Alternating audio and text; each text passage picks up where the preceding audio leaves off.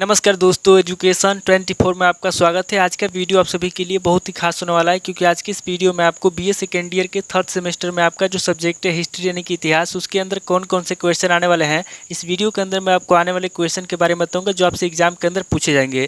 तो ये बिना किसी देरी के हम लोग शुरू करते हैं और एग्जाम के अंदर जो भी क्वेश्चन आने वाले हैं उन आने वाले क्वेश्चन के बारे में जानते हैं। तो यहाँ पे सबसे पहले हम लोग लघु उत्तरीय प्रश्नों के बारे में जानेंगे। तो लघु उत्तरीय प्रश्नों में पहले प्रश्न की बात की जाए तो यहाँ पे आपका पहला प्रश्न दिया हुआ है, कर्नाटक का द्वितीय युद्ध में परिणाम बताइए। पहला प्रश्न कह रहा है जो कर्नाटक का द्वितीय युद्ध हुआ था, यहाँ पे आपको कर्नाटक का द्वितीय युद्ध बताना है और उसका परिणाम बताना है। अब वाले क्वेश्चन की बात की जाए तो यहाँ पे आपका दूसरा क्वेश्चन दिया हुआ है, रूहेलो के प्रति वारेन हेस्टिंग्स की नीति की विवेचना कीजिए। दूसरा क्वेश्चन कह रहा है जो रूहेल है, यहाँ पे आपको रूहेलो के प्रति वारेन हेस्टिंग्स की नीति बताना है और उसकी विवेचना करना है। अब वाले क्वेश्चन की बात की जाए तो यहाँ पे आपका तीसरा क्वेश्चन दिया हुआ है, सूरत की संधि का वर्णन कीजिए। तीसरा क्वेश्चन कह रहा है जो सूरत की संधि हुई थी, यहाँ पे आपको सूरत की संधि के बारे में बताना है। अब वाले क्वेश्चन की बात की जाए तो यहाँ पे आपका चौथा क्वेश्चन दिया हुआ है, पलासी के युद्ध के परिणामों का वर्णन कीजिए। चौथा क्वेश्चन कह रहा है जो पलासी के युद्ध हुआ था उसके क्या परिणाम हुए थे, यहाँ पे आपको पलासी के युद्ध के परिणामों के बारे में बताना है। अब वाली क्वेश्चन की बात की जाए तो यहाँ पे आपका पांचवा क्वेश्चन दिया हुआ है, बक्सर के युद्ध के कारणों का उल्लेख कीजिए। पांचवा क्वेश्चन कह रहा है जो बक्सर के युद्ध हुआ था उसके क्या कारण थे, यहाँ पे आपको बक्सर के युद्ध के कारण बताना है। अब वाले क्वेश्चन की बात की जाए तो यहाँ पे आपका छठा क्वेश्चन दिया हुआ है, रणजीत सिंह की प्रारंभिक विजयों पर संक्षिप्त टिप्पणी लिखिए। छठा क्वेश्चन कह रहा है जो रणजीत सिंह है, यहाँ पे आपको रणजीत सिंह की प्रारंभिक विजयों पर संक्षिप्त टिप्पणी लिखना है। अब वाले क्वेश्चन की बात की जाए तो यहाँ पे आपका सातवां क्वेश्चन दिया हुआ है, लाहौर संधि की शर्तों पर संक्षिप्त टिप्पणी लिखिए। सातवां क्वेश्चन कह रहा है जो लाहौर संधि है, यहाँ पे आपको लाहौर संधि की शर्तों पर संक्षिप्त में टिप्पणी लिखना है। अब वाले क्वेश्चन की बात की जाए तो यहाँ पे आपका आठवां क्वेश्चन दिया हुआ है, अमृतसर की संधि 1809 ईस्वी के महत्व का परीक्षण कीजिए। आठवां क्वेश्चन कह रहा है जो अमृतसर की संधि है, यहाँ पे आपको अमृतसर की संधि 1809 ईस्वी के महत्व के बारे में बताना है। अब वाले क्वेश्चन की बात की जाए तो यहाँ पे आपका नौवां क्वेश्चन दिया हुआ है, अस्थायी बंदोबस्त से आप क्या समझते हैं। नवा क्वेश्चन कर रहा है जो अस्थायी बंदोबस्त है वो सब क्या समझते हैं, यहाँ पे आपको अस्थायी बंदोबस्त के बारे में बताना है। अब वाली क्वेश्चन की बात की जाए तो यहाँ पे आपका 10वां क्वेश्चन दिया हुआ है, रैयतवाड़ी प्रथा क्या है। 10वां क्वेश्चन कह रहा है कि रैयतवाड़ी प्रथा क्या है, यहाँ पे आपको रैयतवाड़ी प्रथा के बारे में बताना है। अब वाली क्वेश्चन की बात की जाए तो यहाँ पे आपका 11वां क्वेश्चन दिया हुआ है, महालवाड़ी प्रथा से आप क्या समझते हैं। 11वां क्वेश्चन कह रहा है जो महालवाड़ी प्रथा है सब क्या समझते हैं, यहाँ पे आपको महालवाड़ी प्रथा के बारे में बताना है। अब वाली क्वेश्चन की बात की जाए तो यहाँ पे आपका 12वां क्वेश्चन दिया हुआ है, भारतीय पुनर्जागरण की विशिष्टताएं बताइए।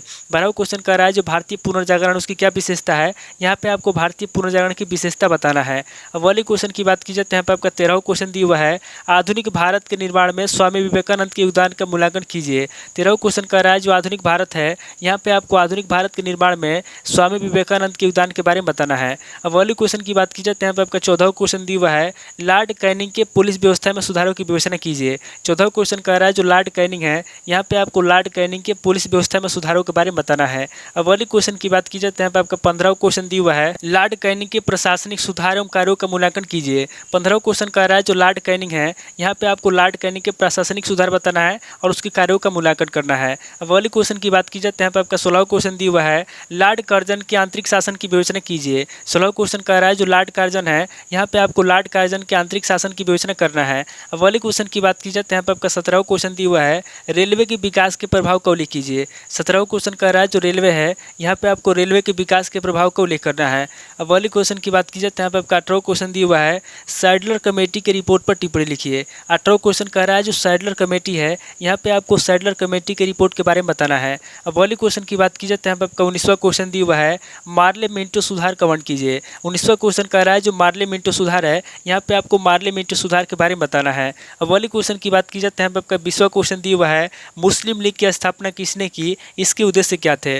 20वां क्वेश्चन कह रहा है जो मुस्लिम लीग है, यहाँ पे आपको बताना है कि मुस्लिम लीग की स्थापना किसने की, इसके उद्देश्य बताना है। अब वाले क्वेश्चन की बात की जाए तो यहाँ पे आपका 21वां क्वेश्चन दिया हुआ है, हैदराबाद रियासत का वर्णन कीजिए। 21वां क्वेश्चन कह रहा है जो हैदराबाद रियासत है, यहाँ पे आपको हैदराबाद रियासत के बारे में बताना है। तो टोटल आपके 21 क्वेश्चन हो गए जो आपसे लघु उत्तरीय प्रश्न में पूछे जाएंगे। अब आगे हम लोग दीर्घ उत्तरीय प्रश्नों के बारे में जानेंगे। तो यहाँ पे दीर्घ उत्तरीय प्रश्नों में पहले प्रश्न की बात की जाए तो यहाँ पे आपका पहला प्रश्न दिया हुआ है, बंगाल में ब्रिटिश प्रसार नीतियों की समीक्षा कीजिए। पहला प्रश्न कह रहा है जो बंगाल में ब्रिटिश प्रसार नीति है, यहाँ पे आपको बंगाल में ब्रिटिश प्रसार नीतियों की समीक्षा करना है। पहले क्वेश्चन की बात की जाए तो यहाँ पे आपका दूसरा क्वेश्चन दिया हुआ है, गोद निषेध सिद्धांत पर संक्षिप्त टिप्पणी लिखिए। दूसरा क्वेश्चन कह रहा है जो गोद निषेध सिद्धांत है, यहाँ पे आपको गोद निषेध सिद्धांत पर संक्षिप्त टिप्पणी लिखना है। अब वाली क्वेश्चन की बात की जाए तो यहाँ पे आपका तीसरा क्वेश्चन दिया हुआ है, पलासी के युद्ध के कारणों एवं महत्व का वर्णन कीजिए। तीसरा क्वेश्चन कह रहा है जो पलासी के युद्ध हुआ था, यहाँ पे आपको पलासी के युद्ध के बारे में बताना है, उसके कारण बताना है और प्लासी युद्ध का महत्व बताना है। अब अगले क्वेश्चन की बात की जाए तो यहाँ पे आपका चौथा क्वेश्चन दिया हुआ है, सिखों के उदय के कारणों का वर्णन कीजिए। चौथा क्वेश्चन कह रहा है जो सिख हैं उनके उदय के क्या कारण है। यहाँ पे आपको सिखों के उदय के कारण बताना है और उसका वर्णन करना है। अब अगले क्वेश्चन की बात की जाए तो यहाँ पे आपका पांचवा क्वेश्चन दिया हुआ है, द्वितीय कर्नाटक युद्ध के कारण महत्व परिणाम का उल्लेख कीजिए। पांचवा क्वेश्चन कह रहा है जो द्वितीय कर्नाटक युद्ध है तो उसके क्या कारण थे। यहाँ पे आपको द्वितीय कर्नाटक युद्ध के कारण बताना है, उसका महत्व बताना है और उसके परिणाम का उल्लेख करना है। अब अगले क्वेश्चन की बात की जाए तो यहाँ पे आपका छठा क्वेश्चन दिया हुआ है, अस्थायी बंदोबस्त क्या है, इसका मूल्यांकन कीजिए। छठा क्वेश्चन कह रहा है कि अस्थायी बंदोबस्त क्या है। यहाँ पे आपको सबसे पहले अस्थायी बंदोबस्त के बारे में बताना है, उसके बाद आगे आपको इसका मूल्यांकन करना है। अब अगले क्वेश्चन की बात की जाए तो यहाँ पे आपका सातवां क्वेश्चन दिया हुआ है, 1861 के कौंसिल अधिनियम का आलोचनात्मक वर्णन कीजिए। सातवां क्वेश्चन कह रहा है जो 1861 का कौंसिल अधिनियम है, यहाँ पे आपको 1861 के कौंसिल अधिनियम का आलोचना करना है, यानी कि उसकी कमियों के बारे में आपको बताना है। अगले क्वेश्चन की बात की जाए तो यहाँ पे आपका आठवां क्वेश्चन दिया हुआ है, लॉर्ड रिपन के प्रशासन पर निबंध लिखिए। आठवां क्वेश्चन कह रहा है जो लॉर्ड रिपन है, यहाँ पे आपको लॉर्ड रिपन के प्रशासन पर निबंध लिखना है। अब अगले क्वेश्चन की बात की जाए तो यहाँ पे आपका नौ क्वेश्चन दिया हुआ है, भारत में अंग्रेजों का अधीन शिक्षा नीति का आलोचनात्मक विवेचन कीजिए। नौ क्वेश्चन कह रहा है जो भारत में अंग्रेजों का अधीन शिक्षा नीति है, यहाँ पे आपको भारत में अंग्रेजों का अधीन शिक्षा नीति के बारे में बताना है और उसकी कमियों के बारे में भी आपको बताना है। अब अगले क्वेश्चन की बात की जाए तो यहाँ पे आपका 10वां क्वेश्चन दिया हुआ है, 1935 के भारत सरकार के अधिनियम पर एक संक्षिप्त निबंध लिखिए। 10वां क्वेश्चन कह रहा है जो 1935 के भारत सरकार नियम है, यहाँ पे आपको 1935 के भारत सरकार के नियम पर एक निबंध लिखना है।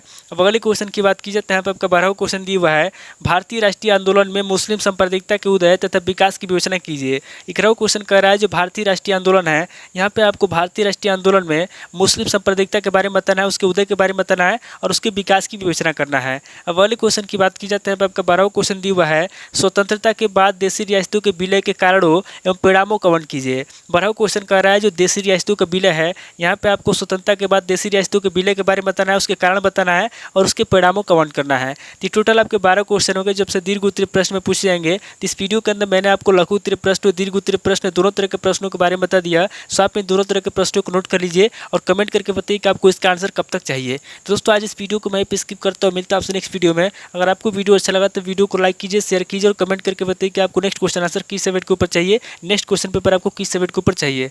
थैंक यू दोस्तों।